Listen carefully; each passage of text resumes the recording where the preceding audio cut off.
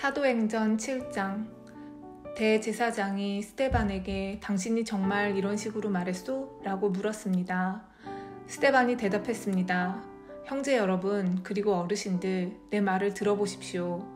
우리의 조상 아브라함이 하란에서 살기 전 아직 메소포타미아에 있을 때 영광의 하나님께서 그에게 나타나셨습니다. 하나님께서는 아브라함에게 내 고향과 친척을 떠나 내가 내게 보여줄 땅으로 가거라 하고 말씀하셨습니다.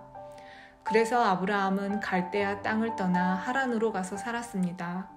아브라함의 아버지가 죽은 후에 하나님께서는 아브라함을 지금 여러분이 살고 있는 이 땅으로 보내셨습니다. 하지만 하나님께서는 아브라함에게 이곳에서 손바닥만한 땅도 유산으로 물려주지 않고 아브라함과 그의 자손에게 장차 이 땅을 주시겠다는 약속만 하셨습니다. 그때는 아브라함에게 아직 자식이 없었습니다. 하나님께서는 아브라함에게 이렇게 말씀하셨습니다. 내 자손이 남의 땅에서 나그네로 지낼 것이다. 그곳 백성이 400년 동안 내 자손을 종으로 삼을 것이며 내 자손을 학대할 것이다. 그러나 내 자손을 종으로 삼는 그 백성을 내가 심판하겠다. 하나님께서는 계속해서 이렇게 말씀하셨습니다. 그 후에 내 자손이 그 땅에서 나와 이곳에서 나를 섬길 것이다. 그리고 하나님께서는 아브라함에게 언약의 표시로 할례를 받게 하셨습니다. 아브라함은 아들 이삭을 낳고 8일째 되는 날에 그에게 할례를 베풀었습니다. 이삭도 자기 아들 야곱에게 할례를 베풀었고 야곱도 자기 아들들 곧 우리의 조상이 되시는 12족장들에게 할례를 베풀었습니다. 12족장들은 요셉을 시기하여 그를 이집트의 종으로 팔아버렸습니다. 그러나 하나님께서는 요셉과 함께 계셨습니다. 요셉은 그곳에서 많은 어려움을 당했으나 하나님께서 그때마다 구해주셨습니다. 또 하나님께서 요셉에게 지혜를 주셔서 이집트 왕 파라오에게 사랑을 받게 하셨습니다. 이집트 왕은 요셉을 총리로 삼아 이집트와 왕궁을 다스리게 했습니다. 그때 온 이집트와 가나안 땅에 큰 가뭄이 들어 사람들이 몹시 고통을 당했습니다. 우리 조상들도 먹을 것이 없었습니다. 그러다가 야곱이 이집트에 곡식이 있다는 말을 듣고 처음으로 우리의 족장들을 이집트로 보냈습니다. 그들이 두 번째로 이집트에 갔을 때 요셉이 형제들에게 자기의 정체를 밝혔습니다. 이집트 왕 파라오도 요셉의 가족에 대해 알게 되었습니다. 이 일이 일어난 후 요셉은 형들을 보내어 자기 아버지 야곱과 식구 75명 전부 이집트로 모셔오게 했습니다. 그리하여 야곱은 이집트로 내려갔고 야곱과 우리 족장들은 거기서 살다가 죽었습니다. 그 뒤에 그들의 시체는 세금으로 옮겨져서 한 무덤에 묻혔습니다. 그 무덤은 아브라함이 돈을 주고 세겜에 사는 하몰의 자손에게서 산 무덤입니다.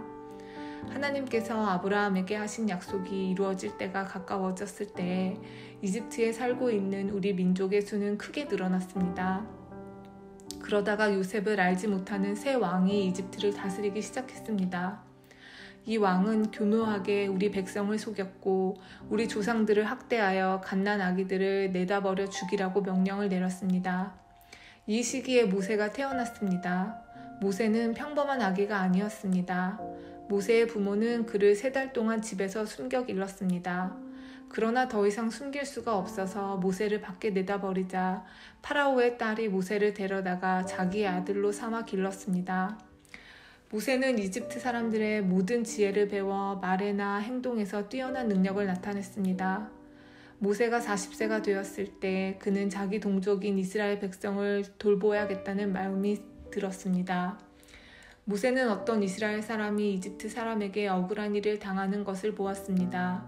그는 이스라엘 사람을 보호하려고 이집트 사람을 때려 죽여 원수를 갚아주었습니다. 모세는 자기 동족들이 하나님께서 자기를 사용하여 그들을 구원해 주신다는 것을 깨달을 것이라고 생각했습니다. 하지만 그들은 깨닫지 못했습니다. 이튿날 모세는 이스라엘 사람 2명이 서로 싸우는 것을 보고 그들을 화해시키려고 이렇게 말했습니다. 여러분, 당신들은 같은 동포인데 어찌하여 서로를 해치려고 합니까? 그러자 동료에게 해를 입히던 사람이 모세를 떠밀며 말했습니다. 누가 당신을 우리의 지도자와 재판관으로 세웠소? 어제 이집트 사람을 죽인 것처럼 오늘은 나를 죽일 참이요? 모세는 그 말을 듣고 이집트를 떠나 미디안 땅으로 도망쳤습니다. 모세는 그곳에서 나그네로 살면서 아들들을 둘 낳았습니다. 40년이 지난 뒤에 시내산 근처에 있는 광야에서 한 천사가 가시나무 떨기 불꽃 가운데 모세에게 나타났습니다. 모세가 그 모습을 보고 놀라 좀 더 자세히 살펴보려고 가까이 다가갔을 때 주님의 음성이 들려왔습니다. 나는 너의 조상의 하나님 곧 아브라함의 하나님, 이삭의 하나님, 야곱의 하나님이라. 모세는 두려워 떨기 시작했습니다. 감히 얼굴을 들어 소리나는 곳을 바라보지 못하였습니다. 그때 주님께서 모세에게 말씀하셨습니다. 네 발에 신을 벗어라. 네가 서 있는 곳은 거룩한 곳이다. 나는 이집트에 있는 내 백성이 학대받는 것을 보았고 그들이 부르짖는 소리를 들었다. 나는 내 백성을 해방시키러 내려왔다. 이제 내가 너를 다시 이집트로 보내겠다. 하나님께서 보내신 이 모세는 이스라엘 백성들이 누가 당신을 우리의 지도자와 재판관으로 세웠소? 라고 하면서 저버린 바로 그 모세입니다. 하나님께서는 떨기나무 가운데 그에게 나타난 천사를 통하여 이 모세를 지도자와 해방자로 삼으시고 그들에게 보내셨습니다. 그래서 모세는 백성들을 이집트에서 이끌어냈습니다. 모세는 이집트에서, 홍해에서, 그리고 40년 동안 광야에서 많은 기적과 표적을 행하였습니다. 바로 이 모세가 이스라엘 백성에게 하나님께서 너희 가운데서 나와 같은 예언자를 세워주실 것이라고 말한 사람입니다. 이 모세는 시내산에서 그에게 말씀을 전해주던 천사와 우리 조상들과 함께 광야 교회에 있었습니다. 모세는 생명의 말씀을 받아 우리에게 전해주었습니다. 그러나 우리 조상들은 모세에게 순종하기를 거부하고 모세를 저버렸습니다. 그들은 마음속으로 이집트로 돌아가려 했습니다. 그들은 아론에게 우리를 이집트에서 인도해낸 모세에게 무슨 일이 생겼는지 모르겠으니 우리를 인도할 신을 만들어 주십시오라고 말했습니다. 그들이 송아지처럼 생긴 우상을 만든 것이 바로 그때였습니다. 그들은 송아지 우상에게 제물을 바치고 자기들의 손으로 만든 것을 섬기며 즐거워하였습니다. 그러자 하나님께서는 그들에게 돌아서시고 그들이 천체들을 섬기게 내버려 두셨습니다. 그것은 예언자들의 책에 적힌 것과 같았습니다. 이스라엘 백성아, 너희가 광야에 40년 동안 있을 때 나에게 희생제물과 예물을 가져온 적이 있느냐? 너희는 너희가 예배하려고 만든 몰록의 신당과 별의 신 레판의 우상들을 섬겼다. 그러므로 내가 너희를 바빌론 저편으로 포로로 보낼 것이다. 우리 조상들이 광야에서 지낼 때 증거의 장막이 그들 곁에 있었습니다. 그 장막은 하나님께서 모세에게 명령하셔서 만들게 하신 장막입니다. 이 장막은 모세가 하나님께서 보여주신 모형을 따라 만든 것입니다. 그 후에 여호수아의 인도에 따라 우리 조상들이 이 장막을 가지고 가나안 땅에 들어갈 때 하나님께서 그 땅에 살고 있던 여러 민족을 쫓아내셨습니다. 이 장막은 다윗 시대까지 그 땅에 있었습니다. 다윗은 하나님 앞에서 은혜를 받은 사람이었습니다. 다윗은 야곱의 집을 위해 하나님의 처소를 짓게 해달라고 간구하였습니다. 그런데 정작 하나님을 위해 집을 지은 사람은 솔로몬이었습니다. 하지만 예언자가 말한 것처럼 가장 높으신 하나님께서는 사람이 손으로 지은 집에 살지 않으십니다. 주님께서 말씀하셨다. 하늘은 내 보좌요, 땅은 내 발판이다. 너희가 나를 위해 무슨 집을 지을 수 있겠느냐? 내가 쉴 곳이 어디 있겠느냐? 이 모든 것이 다 내가 만든 것이 아니냐? 고집센 사람들이여, 여러분의 마음은 어찌 그리 완악하여 귀는 꽉 막혔습니까? 여러분들은 여러분의 조상들처럼 항상 성령을 거역하고 있습니다. 여러분의 조상들이 핍박하지 않는 예언자가 한 사람이나 있었습니까? 그들은 심지어 의인이 올 것을 예언한 사람들을 죽이기까지 했습니다. 이제 여러분은 바로 그 의인조차도 알아보지 못하고 배반하여 죽였습니다. 여러분은 천사들이 전해준 모세의 율법을 받고도 그것을 지키지 않았습니다. 공의회 의원들은 스데반이 하는 말을 듣고 몹시 화가 나서 스데반을 보며 이를 갈았습니다. 그러나 스데반은 성령이 충만하여 하늘을 쳐다보았습니다. 그는 하나님의 영광과 예수님께서 하나님의 오른편에 서 계신 것을 보았습니다. 스데반이 외쳤습니다. 보십시오. 하늘이 열리고 하나님의 오른편에 인자가 서 계신 것이 보입니다. 그러나 사람들은 귀를 막고 큰 소리를 지르며 모두가 스데반에게 달려들어갔습니다. 그들은 스데반을 성 밖으로 끌고 나가서 그를 향하여 돌을 던졌습니다. 증인들은 자기들의 옷을 벗어 사울이라는 젊은이의 발 앞에 놓았습니다. 사람들이 스데반을 돌로 칠 때 스데반은 주 예수님, 내 영혼을 받아주십시오 라고 기도했습니다. 스데반은 무릎을 꿇고 큰 소리로 주님, 이 죄를 이 사람들에게 돌리지 마십시오 라고 외쳤습니다. 이 말을 하고 스데반은 잠들었습니다. 사도행전 8장.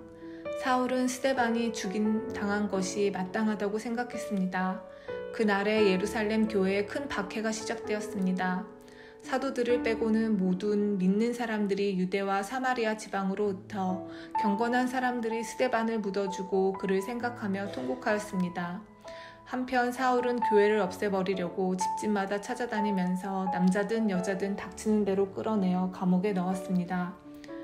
흩어진 사람들은 어디를 가든지 하나님의 말씀을 전했습니다. 빌립은 사마리아 성으로 가서 그곳 사람들에게 그리스도를 전파했습니다. 사마리아 사람들은 빌립이 하는 말을 듣고 그가 행하는 기적을 보자 한 마음으로 빌립의 말을 귀담아 들었습니다. 이는 그가 악한 귀신에 사로잡힌 사람들에게서 그 귀신들을 쫓아냈기 때문입니다. 귀신들은 큰 소리를 지르며 몸에서 빠져나갔습니다. 빌립은 중풍에 걸린 사람과 다리 저는 사람들도 많이 고쳐주었습니다. 사마리아 성에는 큰 기쁨이 넘쳤습니다. 사마리아 성에 시몬이라는 사람이 있었습니다. 빌립이 사마리아에게 오기 전만 해도 시몬은 성에서 마술을 하면서 사람들을 놀라게 하기도 하고 스스로 위대한 인물이라고 하면서 잘난 체 하던 사람이었습니다. 낮은 사람에서부터 높은 사람에 이르기까지 모두 이 사람이야말로 큰 능력으로 알려진 하나님의 능력을 받은 사람이다라고 소리를 지르곤 했습니다. 시몬은 백성의 관심을 한몸에 받던 사람이었습니다. 시몬이 오랫동안 마술로 사람들을 놀라게 했기 때문에 사람들이 그를 따랐습니다. 그러나 빌립이 그들에게 하나님의 나라와 예수 그리스도의 이름에 관한 복음을 전하자 남자 여자 할 것 없이다 빌립의 말을 믿고 세례를 받았습니다. 시몬도 믿고 세례를 받았습니다. 그는 빌립을 따라다니며 빌립이 일으키는 표적과 큰 능력을 보고 놀랐습니다. 사마리아 사람들이 하나님의 말씀을 듣게 되었다는 소식을 듣고 예루살렘에 남아있던 사도들은 베드로와 요한을 그들에게 보냈습니다. 사마리아에 도착한 베드로와 요한은 사마리아 사람들이 성령을 받게 해달라고 기도했습니다. 이는 그들이 주 예수의 이름으로 세례만 받았을 뿐 아직 그들에게 성령이 내려오시지는 않았기 때문입니다. 두 사도가 그들에게 손을 얹자 사마리아 사람들이 성령을 받았습니다. 시몬은 사도들이 손을 얹자 성령이 내려오시는 것을 보고 사도들에게 돈을 주면서 이런 권능을 내게도 주셔서 내가 손에 얹은 사람들도 성령을 받을 수 있게 해주십시오 라고 말했습니다. 베드로가 그에게 대답했습니다. 그대가 하나님의 선물을 돈으로 살 수 있다고 생각했으니 그대는 돈과 함께 망할 것이요. 그대의 마음이 하나님 앞에서 바르지 못하니 그대는 이 일을 우리와 함께 할 수 없소. 그대는 이 악한 생각을 회개하고 주님께 기도하시오. 그러면 그대 마음속에 품고 있는 이런 생각을 주님께서 용서해 주실지도 모르오.